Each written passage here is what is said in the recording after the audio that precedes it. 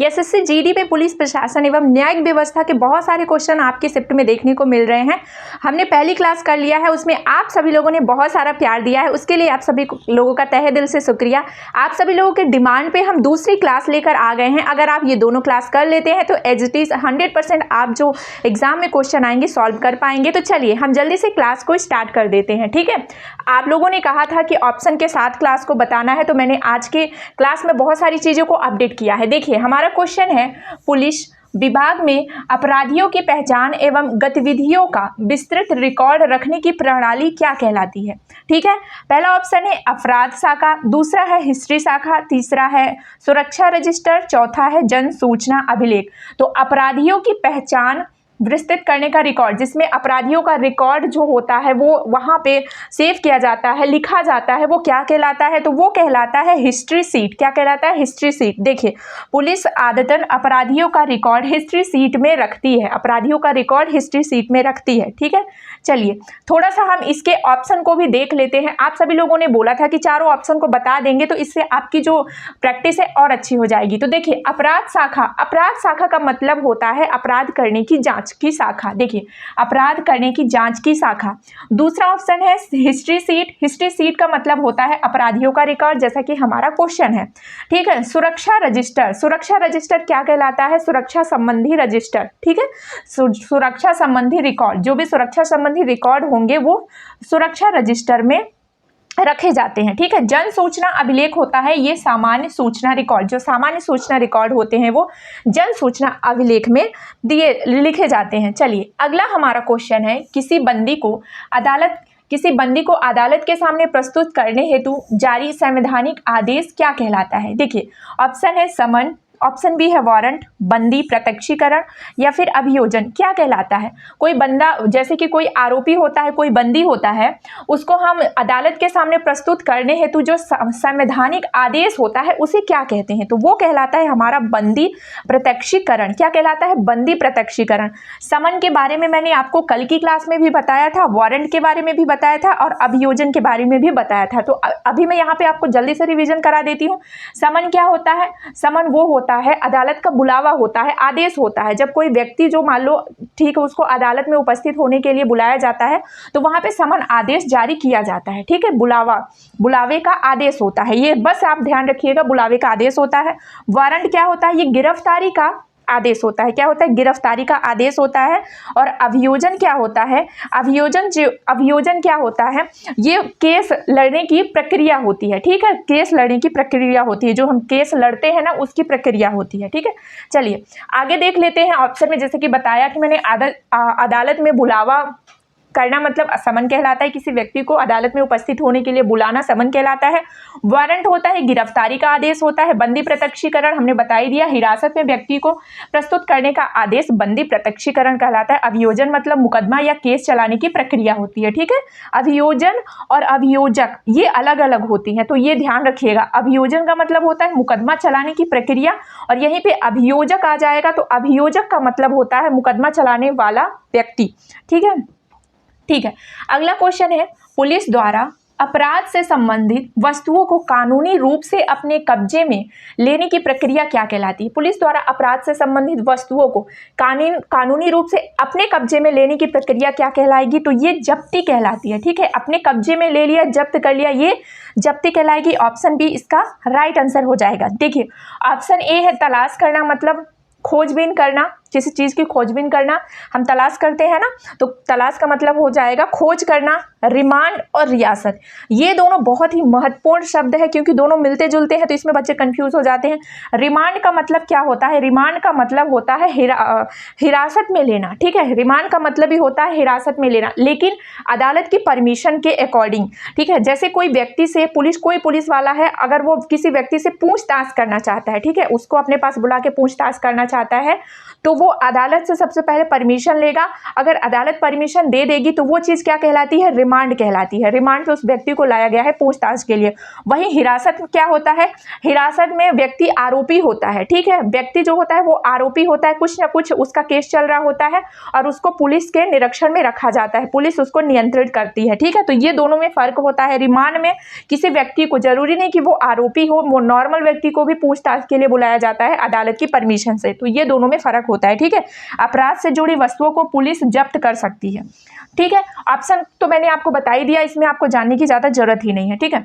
अगला क्वेश्चन है, घटनास्थल का नक्शा तैयार करने का मुख्य उद्देश्य क्या होता है। घटनास्थल जो होती है उसका नक्शा तैयार करने का मुख्य उद्देश्य होगा साक्ष्य स्पष्ट करना, यानी कि सबूत को स्पष्ट करना। यही तो इसका मुख्य उद्देश्य होगा, सबूत को स्पष्ट करना, ठीक है।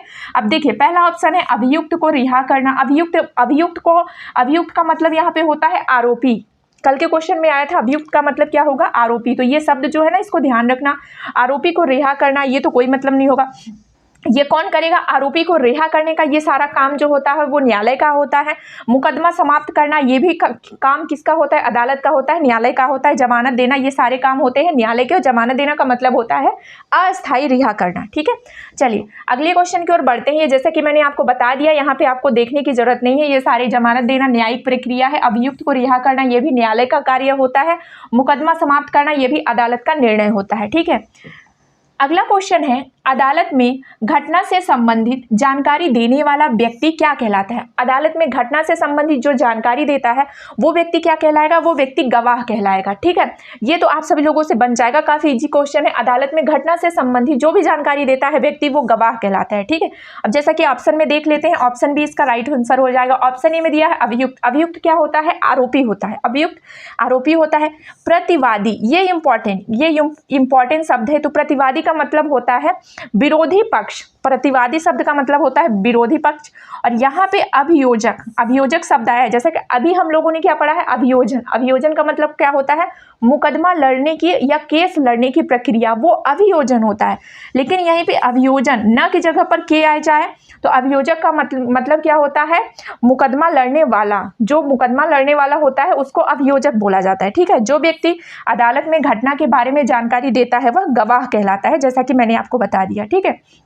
चलिए ऑप्शन भी मैंने आपको क्लियर कर दिया है, आप लोग देख लीजिएगा। इसीलिए मैंने इसको पीडीएफ में रख दिया है ताकि आप लोगों को रिवीजन करने में, याद करने में आसानी हो। तो अभियुक्त का मतलब होता है जिस व्यक्ति पर आरोप लगा हो, जो आरोपी होता है उसे अभियुक्त कहते हैं। गवाह, घटना की जानकारी देने वाला गवाह कहलाता है। प्रतिवादी क्या होता है, विरोधी पक्ष, प्रतिवादी कहलाता है। और अभियोजन क्या होता है, मुकदमा चलाने वाला अभियोजन कहलाता है, ठीक है, अभियोजक कहलाता है। चलिए अगला हमारा क्वेश्चन है, अदालत में न्यायिक कार्य करने वाला अधिकारी क्या कहलाता है। न्यायिक कार्य करता है जो अदालत में, वो अधिकारी क्या कहलाता है।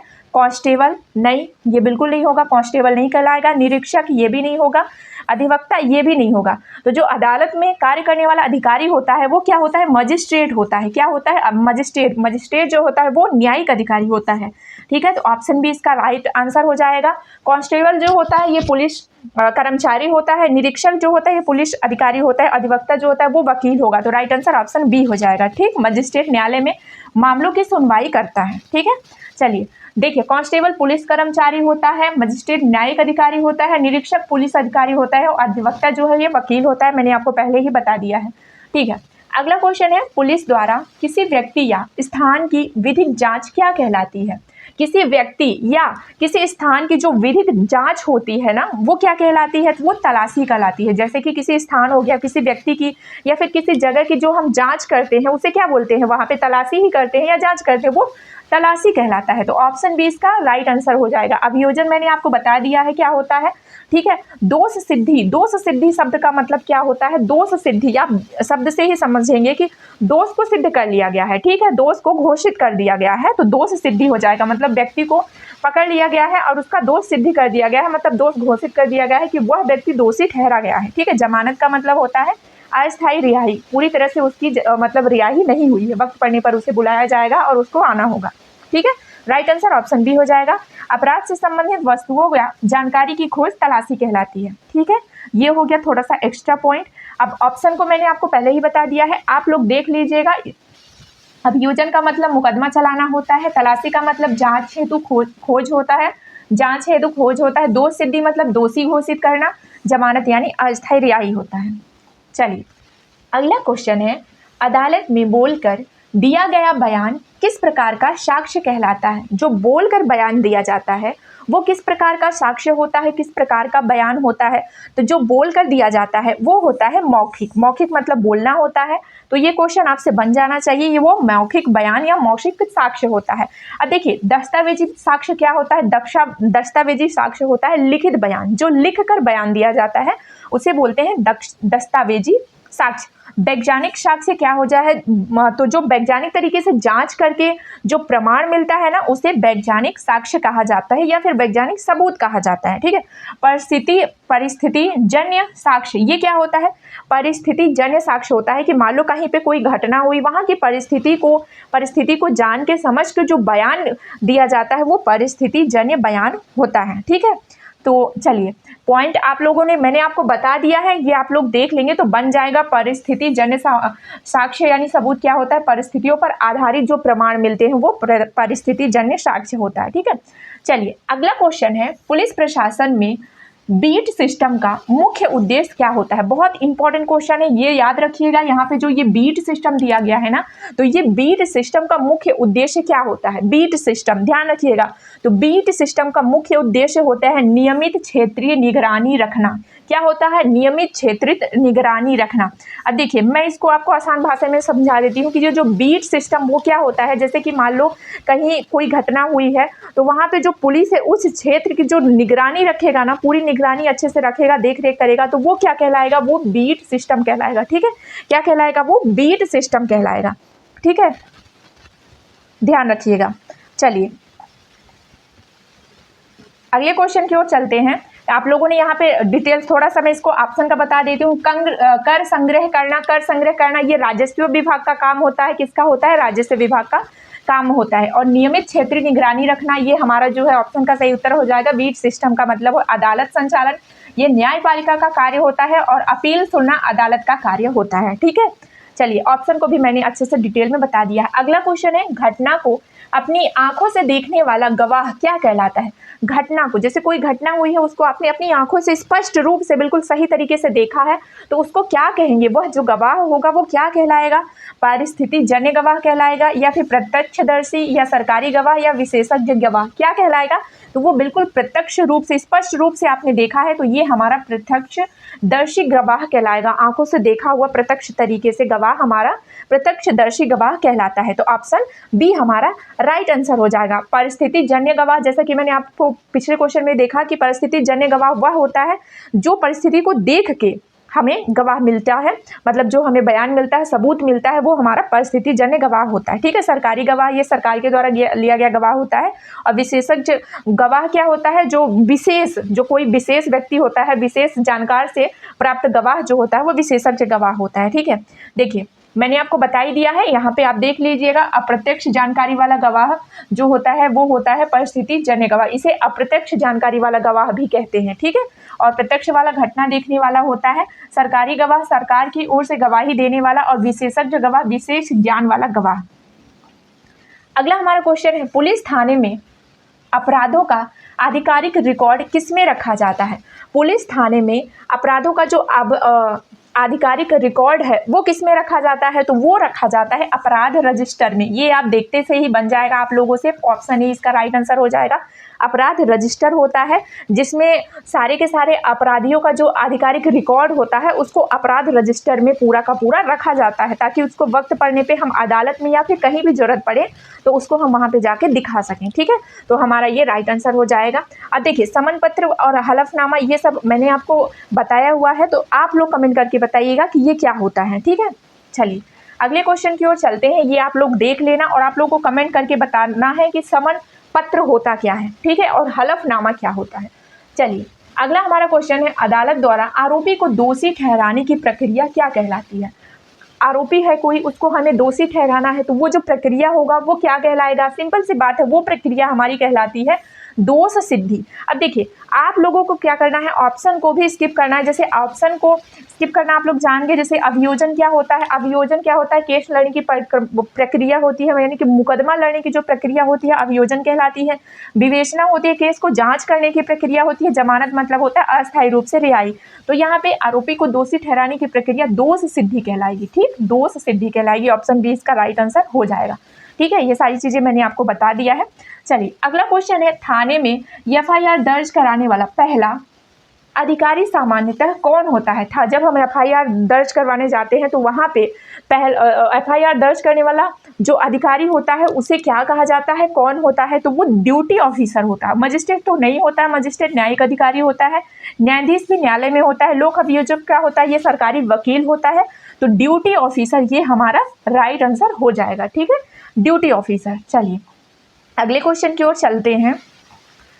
अगला क्वेश्चन है, अदालत के आदेश पर आरोपी को जेल भेजे जाने की स्थिति क्या कहलाती है। अदालत के आदेश पर जब आरोपी को हम जेल भेजते हैं तो वो जो स्थिति होती है वो क्या कहलाएगी, वो कहलाएगी न्यायिक हिरासत। क्योंकि न्यायिक अदालत में ही व्यक्ति को दोष सिद्धि ठहरा देंगे, उसके बाद उसको हम जेल भेजने की जो हमारी प्रक्रिया होती है, स्थिति होती है, वो क्या कहलाती है, न्यायिक हिरासत कहलाती है। तो ऑप्शन सी इसका, ऑप्शन बी इसका राइट आंसर हो जाएगा। ठीक है, चलिए यहाँ पे देख लेना आप लोग। पुलिस हिरासत का मतलब होता है पुलिस नियंत्रण में रखना।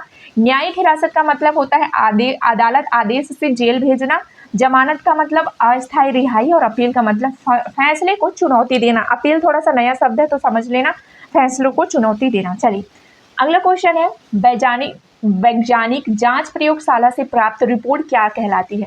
वैज्ञानिक तरीके से जब हम जांच कर लेते हैं तो वहां से प्राप्त जो रिपोर्ट होती है उसे क्या कहा जाता है, उसे कहा जाता है फॉरेंसिक रिपोर्ट। क्या कहा जाता है, फॉरेंसिक रिपोर्ट कहा जाता है। ऑप्शन बी इसका राइट आंसर हो जाएगा, फॉरेंसिक रिपोर्ट। मेडिकल रिपोर्ट क्या होगी, ये चिकित्सीय रिकॉर्ड जो होते हैं वो सारे के सारे मेडिकल रिपोर्ट में उपस्थित होते हैं। गिरफ्तारी रिपोर्ट क्या होती है, गिरफ्तारी रिकॉर्ड जो होंगे वो सारे के सारे गिरफ्तारी रिपोर्ट में होंगे। समन रिपोर्ट ये कोई शब्द ही नहीं होता है, समन रिपोर्ट समन आदेश पत्र होता है। ठीक है, ये कोई शब्द नहीं होता है।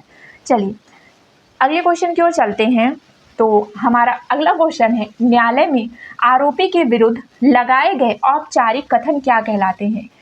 न्यायालय में आरोपी के विरुद्ध जो औपचारिक कथन लगाए जाते हैं उसे क्या कहा जाता है, आरोप कहा जाता है। क्या कहा जाता है, आरोप कहा जाता है। ठीक है, आरोप कहा जाता है।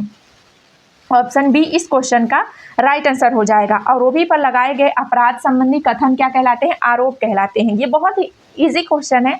ठीक है, चलिए यहाँ पे देखिए, गवाही का मतलब आप सभी लोग जानते हैं बयान होता है। गवाही का मतलब क्या होता है, बयान होता है। आरोप का मतलब होता है अपराध संबंधी कथन होता है। समन का मतलब मैंने आप लोगों को कई बार बता दिया, बुलावा आदेश होता है। याचिका का मतलब आवेदन होता है, ये शब्द भी याद रखिएगा। याचिका का मतलब क्या होता है, अदालत में आवेदन, लिखित आवेदन देना याचिका कहलाता है। ठीक है, चलिए अगले क्वेश्चन की ओर चलते हैं। तो अगला हमारा क्वेश्चन है, अपराध स्थल से प्राप्त फिंगरप्रिंट किस प्रकार के साक्ष्य माने जाते हैं, किस प्रकार के सबूत माने जाते हैं।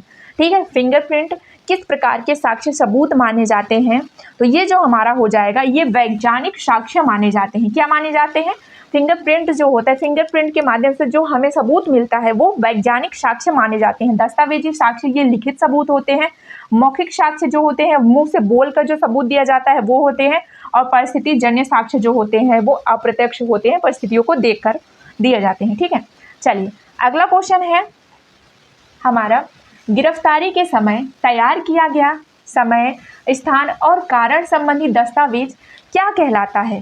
ठीक है, गिरफ्तारी के समय तैयार किया गया स्थान, कारण और संबंधी दस्तावेज जो होता है, जब हम किसी को गिरफ्तार करते हैं तो उस समय जो वस्तु वहाँ का होगा, सामान होगा, जो स्थान होगा, जो गतिविधियां होगी, उस दस्तावेज को क्या कहा जाता है, तो ये कहा जाता है गिरफ्तारी ज्ञापन कहा जाता है। क्या कहा जाता है, गिरफ्तारी ज्ञापन कहा जाता है। ऑप्शन सी इसका राइट आंसर हो जाएगा। ठीक है, देखिए क्या कहलाता है, गिरफ्तारी ज्ञापन, गिरफ्तारी रिकॉर्ड होती है। गिरफ्तारी ज्ञापन का दस्तावेज क्या होता है, ये गिरफ्तारी रिकॉर्ड होता है। समन का तो बहुत अच्छे से आपको पता है। केस डायरी में क्या होता है, जांच का रिकॉर्ड होता है।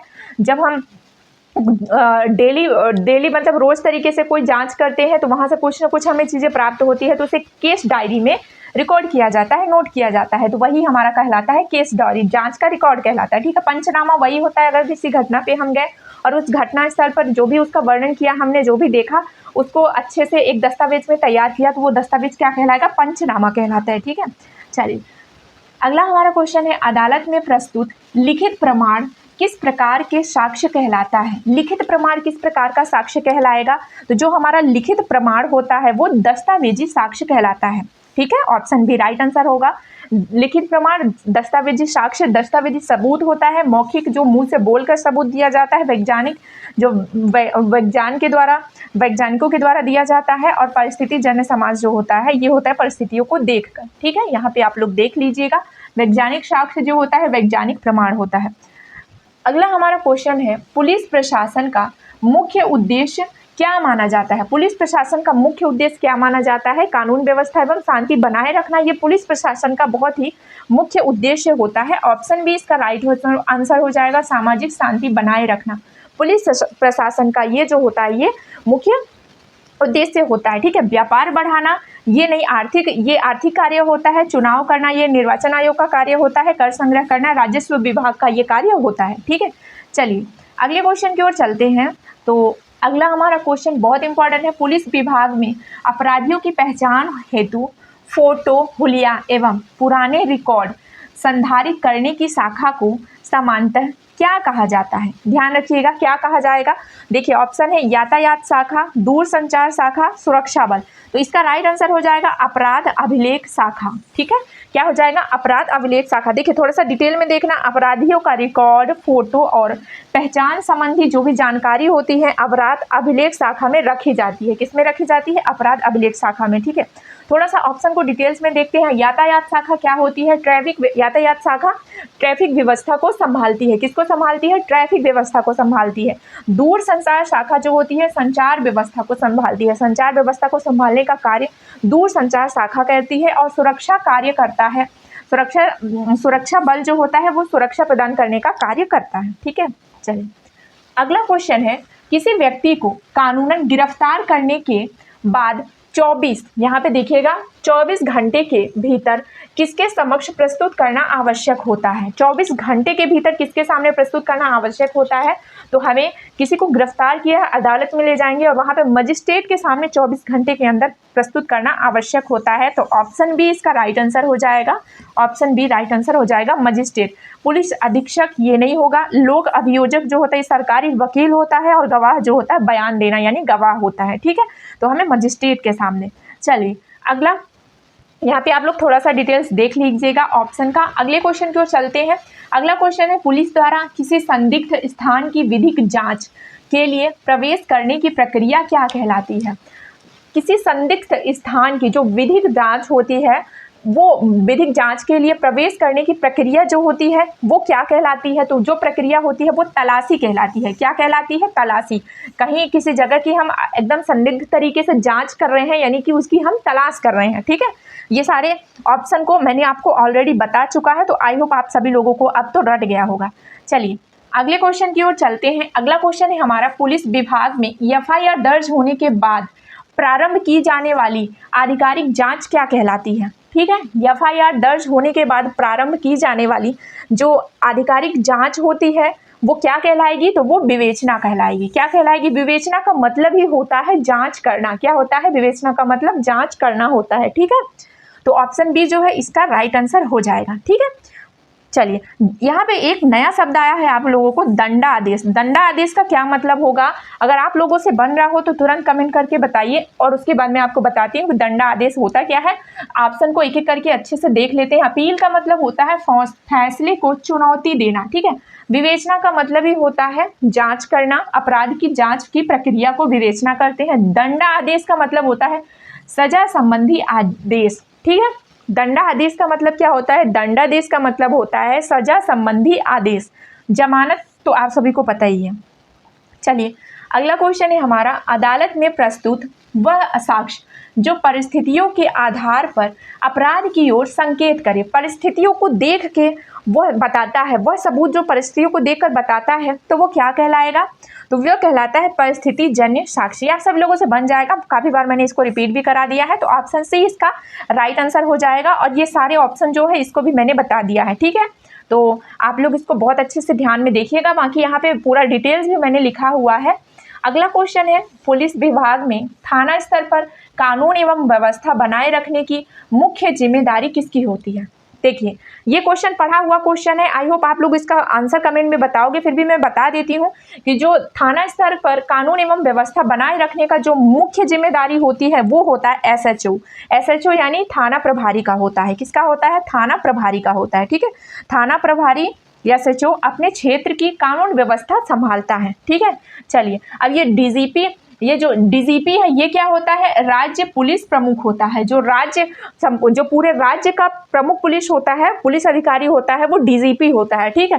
SP क्या होता है, SP जो होता है जिले का प्रमुख पुलिस प्रमुख होता है। पूरे जिले का प्रमुख पुलिस अधिकारी जो होता है वो SP होता है, और पूरे राज्य का जो प्रमुख पुलिस अधिकारी होता है वो DGP होता है, ठीक है। और SHO क्या होता है, ये थाने का प्रभारी अधिकारी होता है, थाने की जो देखरेख सारी चीजें ये SHO करता है। DSP होते हैं उप पुलिस अधीक्षक होते हैं, उप पुलिस अधीक्षक होते हैं। ये क्या करते हैं, DSP जो होता है ये SP के अधीन कार्य करता है, ठीक है। सबसे बड़ा DGP होता है, फिर इसके बाद SP होगा, फिर DSP होगा, फिर SHO होता है, ठीक है। तो आप आई होप आप सभी लोगों ने समझ लिया होगा। अगला क्वेश्चन है, अदालत में किसी मामले के संदर्भ में प्रस्तुत लिखित प्रमाण को सामान्यतः क्या कहा जाता है। लिखित जो प्रमाण होता है उसे क्या कहा जाता है, तो लिखित प्रमाण को देखिए फिर से एक बार क्वेश्चन को अच्छे से पढ़ लीजिए। यहाँ पे दिया गया है, अदालत में किसी मामले के समर्थन में प्रस्तुत लिखित प्रमाण क्या होता है, दस्तावेजी साक्ष्य होता है। आप लोगों को मैंने बताया जो लिख के सबूत मिलता है, लिखित सबूत जो होता है दस्तावेजी साक्ष्य कहलाता है। ऑप्शन ए इसका राइट आंसर हो जाएगा।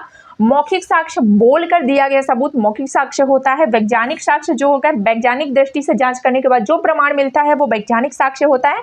और प्रत्यक्ष साक्ष्य होता है जो आंखों से वहां पे देखा हुआ होता है वो प्रत्यक्ष साक्ष्य होता है, ठीक है। ये हमारा हो जाएगा, ठीक है। ये आप लोग देख लीजिएगा। अगला हमारा क्वेश्चन है, पुलिस द्वारा अपराध स्थल से प्राप्त वस्तुओं का वैज्ञानिक परीक्षण किस शाखा में कराया जाता है। जो हमारा वैज्ञानिक परीक्षण होता है, जैसे कहीं घटना होती है उसका वैज्ञानिक परीक्षण जो होता है वो किस शाखा में कराया जाता है, तो वो फॉरेंसिक विज्ञान प्रयोगशाला में कराया जाता है। कहाँ कराया जाता है, फॉरेंसिक विज्ञान प्रयोगशाला में कराया जाता है। ऑप्शन बी जो है इसका राइट आंसर हो जाएगा, ठीक है। ऑप्शन बी इसका राइट आंसर हो जाएगा। चलिए बढ़ते हैं नेक्स्ट क्वेश्चन की ओर। तो हमारा नेक्स्ट क्वेश्चन है, देखिए यहाँ पे थोड़ा ऑप्शन देख लीजिएगा। यातायात शाखा जो होता है ये ट्रैफिक नियंत्रण करता है, यातायात शाखा ट्रैफिक नियंत्रण करता है। फॉरेंसिक विज्ञान प्रयोगशाला ये वैज्ञानिक परीक्षण केंद्र होता है। और अपराध नियंत्रण कक्ष जो होता है ये नियंत्रण एवं सूचना का कार्य यहाँ पर होता है, ठीक है। विशेष शाखा जो होती है खुफिया कार्य, जो खुफिया कार्य होते हैं, खुफिया एजेंसी होती है वो विशेष शाखा के अंतर्गत आती है, ठीक है।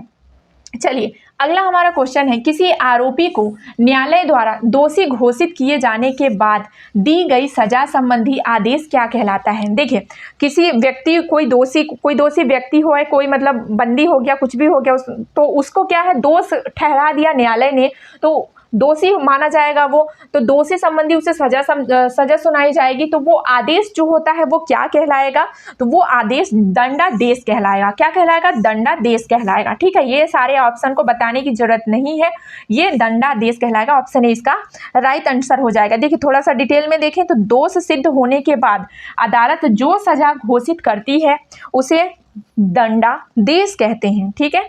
चलिए ऑप्शन भी आप लोगों ने ये पूरा का पूरा ऑप्शन पढ़ा हुआ ऑप्शन है, तो इसको बार बार बताने की जरूरत नहीं है, ठीक है। देखिए अगला हमारा क्वेश्चन है, न्यायालय में आरोपी के विरुद्ध मुकदमा चलाने की प्रक्रिया क्या कहलाती है। न्यायालय के विरुद्ध मुकदमा चलाने की प्रक्रिया क्या कहलाएगी। देखिए ऑप्शन ए है अभियोजन, अपील, ऑप्शन सी पंचनामा, ऑप्शन डी रियासत है। तो आरोपी के विरुद्ध मुकदमा चलाने की प्रक्रिया अभियोजन कहलाती है। बहुत बार मैंने आपको बता दिया है, ऑप्शन ए इसका राइट आंसर हो जाएगा, ठीक है। चलिए अगला हमारा क्वेश्चन है, किसी व्यक्ति को पुलिस नियंत्रण में रखे जाने की जो स्थिति क्या कहलाती है, पुलिस के नियंत्रण में जो रखे जाने की स्थिति है वो क्या कहलाएगी, वो हिरासत कहलाएगी। मैंने आपको पहले ही बताया है हिरासत और रिमांड क्या होता है। तो ये यहाँ के पुलिस नियंत्रण में रखे जाने की प्रक्रिया हिरासत कहलाती है। ठीक है, ऑप्शन बी जो होगा यहाँ पे राइट आंसर हो जाएगा। हिरासत में जिस व्यक्ति को लेते हैं वो व्यक्ति दोषी होता है, तो वो हिरासत पुलिस नियंत्रण में जाता है। ठीक है, चलिए हम अगले क्वेश्चन की ओर जाते हैं। तो अगला क्वेश्चन है, न्यायालय द्वारा जारी ऐसा आदेश जिसमें व्यक्ति को अदालत में उपस्थित होने के लिए कहा जाए लेकिन गिरफ्तारी का निर्देश ना हो, क्या कहलाएगा। देखिए वो समन कहलाता है। ये क्वेश्चन मैंने आपको बहुत बार बताया हुआ है कि उसको सिर्फ अदालत में उपस्थित होने के लिए बुलाया जाएगा, समन पत्र जारी किया जाएगा, समन आदेश जारी किया जाएगा। ठीक है, गिरफ्तारी का नहीं, सिर्फ उसको अदालत में बुलाने के लिए, तो वो क्या कहलाएगा, समन कहलाता है। अगर वहीं उसको गिरफ्तारी के लिए वारंट जारी किया जाए तो फिर वो वारंट कहलाता है। अगर गिरफ्तार करने के लिए उसको बुलाया जाए तो वो वारंट कहलाता है, गिरफ्तारी वारंट कहलाते हैं। ठीक है, चलिए यहाँ पे देख लीजिए आप लोग, वारंट गिरफ्तारी आदेश होता है और समन अदालत में बुलाने का आदेश होता है। दंडादेश सजा का आदेश होता है, सजा देने का जो आदेश होता है दंडादेश होता है। रिमांड होता है हिरासत आदेश। ठीक है, चलिए अगला हमारा क्वेश्चन है, किसी अपराध के संबंध में न्यायालय में प्रस्तुत विशेषज्ञ की राय किस प्रकार का साक्ष्य मानी जाती है। अपराध के संबंध में न्यायालय में प्रस्तुत विशेषज्ञ की राय जो होगी वो विशेषज्ञ साक्ष्य माना जाएगा। भाई विशेषज्ञ की राय होगी तो विशेषज्ञ साक्ष्य होगा ना, विशेषज्ञ सबूत होगा ना, मौखिक तो होगा नहीं, लिखकर तो बोलकर देने वाला सबूत होगा नहीं, लिखित वाला सबूत भी नहीं होगा, और परिस्थिति यानी घटना को देखने के बाद जो वहां पे सबूत मिलता है, साक्ष्य मिलता है, वो भी नहीं होगा। तो राइट आंसर ऑप्शन बी हो जाएगा, विशेषज्ञ साक्ष्य जो होगा यहाँ का राइट आंसर हो जाएगा। चलिए अगले क्वेश्चन की ओर चलते हैं। किसी अपराध में पुलिस द्वारा तैयार की गई जब्त वस्तुओं की आधिकारिक सूची को क्या कहा जाता है। तो जब्ती सूची कहा जाता है। ये बहुत ही इजी क्वेश्चन है। जो जब्त वस्तुओं की सूची क्या कहलाएगी, जब्ती सूची कहलाता है। ठीक है, समन पत्र नहीं होगा, अपील पत्र नहीं होगा, आरोप पत्र। ये जो नया एक शब्द आया है आरोप पत्र, अब आप लोग बताइएगा, अगर आप लोगों ने ईमानदारी से क्लास पढ़ी है तो बताना आरोप पत्र को और क्या कहा जाता है। ठीक है, चलिए बढ़ते हैं नेक्स्ट क्वेश्चन की ओर। तो अगला क्वेश्चन है, पुलिस विभाग में राज्य स्तर का सर्वोच्च अधिकारी सामान्यतः कौन होता है। पुलिस विभाग में राज्य स्तर का सर्वोच्च अधिकारी कौन होता है। अभी मैंने आपको बताया कि राज्य स्तर का सर्वोच्च अधिकारी कौन होगा, और यहाँ पे राज्य स्तर की बात हो रही है। अगर यहीं पे हम जिला स्तर की बात करें तो जिले में जो पुलिस प्रशासन का प्रमुख होता है वो कौन होगा। तो देखिए यहाँ पे जो डीजीपी होता है ये राज्य स्तर का प्रमुख या सर्वोच्च अधिकारी होता है। ठीक है, डीजीपी क्या होता है, राज्य स्तर का होता है, और एसपी जो होता है ये जिले का होता है। ठीक है, एसपी को क्या होगा, ये जिले का होता है। एसएचओ जो होगा ये थाना प्रभारी होता है, और डीएसपी क्या होता है, ये इसके अधीन कार्य करता है। ठीक है, उप निरीक्षक होता है डीएसपी। चलिए यहाँ पे लिया भी गया है, उप पुलिस अधीक्षक जो होता है वो डीएसपी होता है, डीजीपी जो होता है राज्य पुलिस प्रमुख होता है, एसपी जिला पुलिस प्रमुख होता है, और एसएचओ जो होता है थाना प्रभारी होता है। ठीक है, चलिए अगला हमारा क्वेश्चन है, न्यायालय में किसी व्यक्ति द्वारा शपथ पूर्वक दिया गया लिखित कथन क्या कहलाता है। बहुत ही इंपॉर्टेंट क्वेश्चन है। ठीक है, बहुत इंपॉर्टेंट क्वेश्चन है, और ये क्वेश्चन को मैंने पहले भी कराया हुआ है। बताइएगा आप लोग साथ में, जैसे कि क्वेश्चन ऑप्शन देखिए और आप लोग कमेंट करते रहिएगा अगर आप लोग क्लास देख रहे हैं तो। ठीक है, तो क्या कहलाएगा, न्यायालय में किसी व्यक्ति द्वारा शपथ पूर्वक दिया गया लिखित बयान, शपथ पूर्वक दिया गया लिखित बयान, ये हलफनामा कहलाता है। क्या कहलाता है, हलफनामा कहलाता है। हलफनामा होता है शपथ पूर्वक दिया गया लिखित बयान। ठीक है, ये सारी ऑप्शन जो है, ये सारे ऑप्शन को मैंने इसलिए रखा है ताकि ये जो ऑप्शन आप लोग देखें ना बार बार ऑप्शन, तो आप लोगों को इस शब्द का मतलब पता चले, क्योंकि पूरे के पूरे जो एग्जाम है ना SSC का, वो सारे इन्हीं शब्दों के इर्द गिर्द घूम के क्वेश्चन आ रहा है। ठीक है, अगर आप इन शब्दों का मतलब समझ जाएंगे तो आप अच्छे से आराम से क्वेश्चन को कर पाएंगे। ठीक है, चलिए अगला हमारा क्वेश्चन है, अदालत में किसी आरोपी को अस्थायी रूप से रिहा करने की प्रक्रिया क्या कहलाती है। बहुत ही इजी क्वेश्चन है, बहुत ही इजी के साथ साथ बहुत इंपॉर्टेंट क्वेश्चन है। अस्थायी रूप से उसे रिहा किया गया है, तो ये कुछ भी इसमें बताने की जरूरत नहीं है, ये हमारा राइट आंसर हो जाएगा, ऑप्शन सी जमानत कहलाता है। अस्थायी रूप से जमानत कहलाता है जब उसको अदालत चाहे पुनः उसको बुला सकता है। ठीक है, चलिए अगला हमारा क्वेश्चन है, पुलिस द्वारा अपराध की सूचना लिखित रूप में दर्ज करने वाले दस्तावेज को क्या कहा जाता है? पुलिस द्वारा अपराध की सूचना जो होती है उसको लिखित रूप में दर्ज करने वाले दस्तावेज को क्या कहते हैं? जल्दी बताइए आप लोग क्या कहते हैं?